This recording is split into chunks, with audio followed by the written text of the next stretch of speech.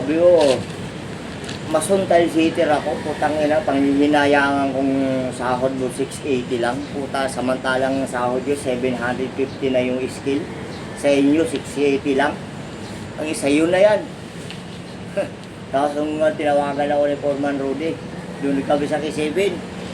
Nung nalaman niya doon ako pumapasok kay Foreman Rudy, galit na galit siya. Oh, wala ganyan, papasukin niya si Mark. Kasi umalis dito yan, sabi niya, papahinga daw siya, tapos dyan, pumapasok. Huwag niyo na, pasukin dyan. Tanggalin niyo yan dyan. Eh, sabi ng forma ng, si Stilman, yung Bisaya, di, huwag kang pumayag, bro. Pre, huwag kang pumayag, pre, tanggalin si Mark. Tao mo yan, hindi naman sa kanya, hindi naman siya nagpapasweldo eh. Huwag kang pumayag, tanggalin si Mark.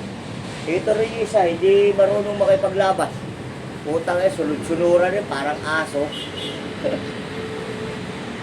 Eh, tanggal na ako ngayon. Hindi na ako pinapasok eh. Tanggal na ako. Bitin ko yung mga kasama ko ngayon. Ako nagpasok doon. Sa kay Foreman Rudy, ako nagpasok sa kanya, ako nagbigay ng tao. Hindi wala na siyang tao ngayon, siya na lang mag-isa. Ang ginawa rin sa kanya, tinanggal din siya. Oh. Parehas kami, tanggal, dalawa. Sumama rin sa akin yung mga kumpare ko eh. O tara, uwi na tayo pre, tatanggal ka pala, tatanggalin ka pala eh, di uwi na tayo. Uwi kami. Putang ina, siya na lang mag-isa, si Foreman na lang mag-isa doon sa K7, siya na lang mag-isa dito, tinanggal din siya. Tinanggal din siya. Wala na siya magpistuhan eh, wala siyang tao. Ay, yun yung pagdating ko doon.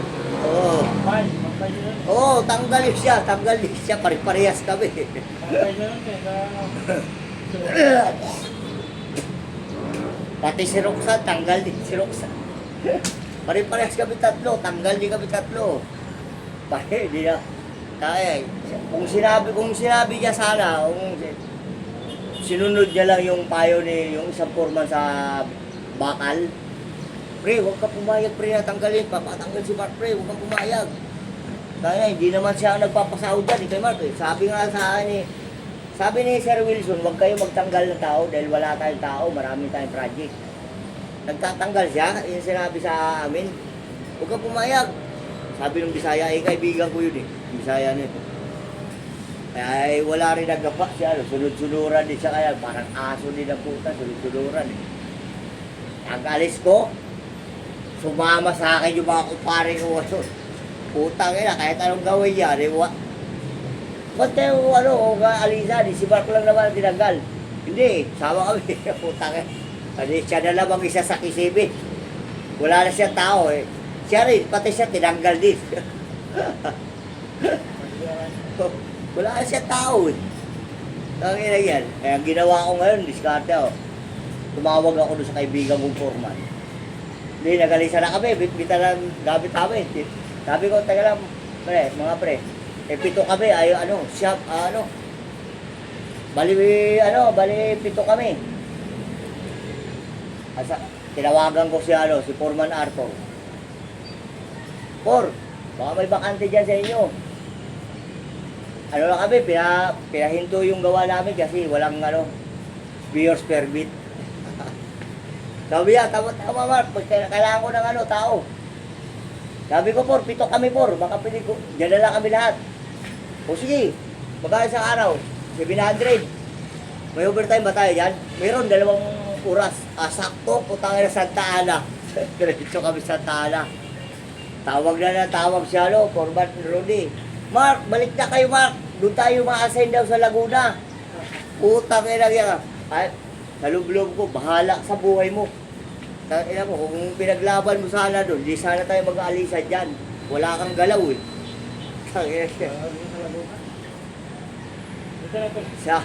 Sabi ko, sige, kayo na lang, 700 kami rito. Kayo OT pa, 2 araw, 2 oras.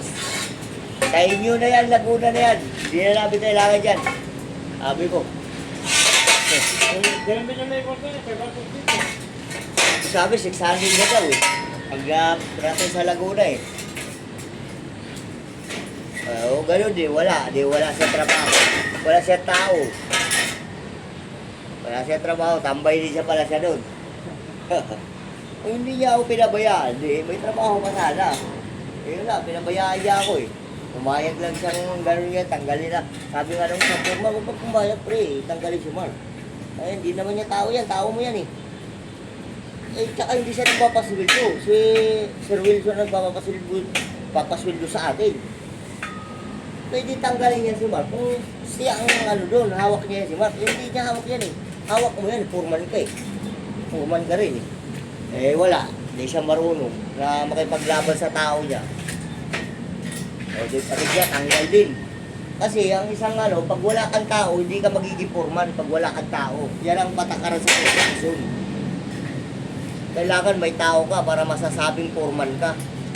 Kung wala kang tao, hindi masasabi ka bang foreman ka? Hindi, trabahador ka lang, hindi ka foreman. Hindi siya, pati siya, tinanggal din ang muti. Wala siya tao. Kasi nung ano, wala naman siyang hawak na tao. Yan. Natatawa na nga lang si Foreman Edgar eh. Kanya eh. Joy. Ha? Sige, ako na magbaba.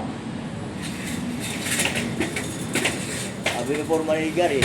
Wala eh, di marunong makipaglaban niya siya. Sige, bitaw mo na. Kaya mo na. Ako magbaba. Sige. Bangon. Sabi niya ano, wala, di marunong makipaglaban yan. Sige, ayaw mo na doon, ayaw mo na. Kaya ko lang yung kapul eh. Nakaupo lang ako gano'n. Dahil wala siyang ano, wala siyang pagpahalaga sa tao niya. Hinahayaan niya lang kasi. Hindi siya marunong, kaya nga, hindi siya marunong makipag-usap eh. Boss, dapat kaya, boss, kailangan natin ng ano. Wala eh, walang galaw eh. Ang importante sa kanya, masahod siya. Yan ang ano eh, napapansin mo sa kanya eh. Masahod siya. Okay na sa kanya yun. Wala, dapat pag-foreman ka, alagaan mo yung tao mo. Yung paglaban mo, kung anong problema. Hindi yung pabayaan mo yung tao mo. Wala, iiwanan ka katagalan niya, iiwanan ka lang ng tao mo. Hindi ka matatawag na foreman pag wala kang tao. Ang isang foreman, kailangan may tao yan. Para masabing foreman ka nga. Kasi may tao ka eh. Eh kung pag wala kang tao, masasabi ka bang foreman? Trabahador ka lang. Skill ka na lang.